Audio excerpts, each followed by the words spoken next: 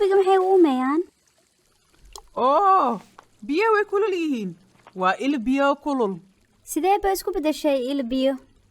ileen adeer dool ayaa aad kuugu xanaaqsan madaxiisa xanaaq dartiisa ayuu u karkaraa biyahan ayuu madaxa ku qoystay biyuhuna way kululaadeen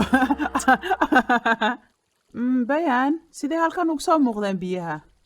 sababtoo ah biyo kulul ayaa ka soo baxaya dhulka hoostiisa biyo kulul ayaa ka soo baxaya dhulka hoostiisa kan laftigiisu wuxuu xidhiidh la leeyahay lakabyada dhulka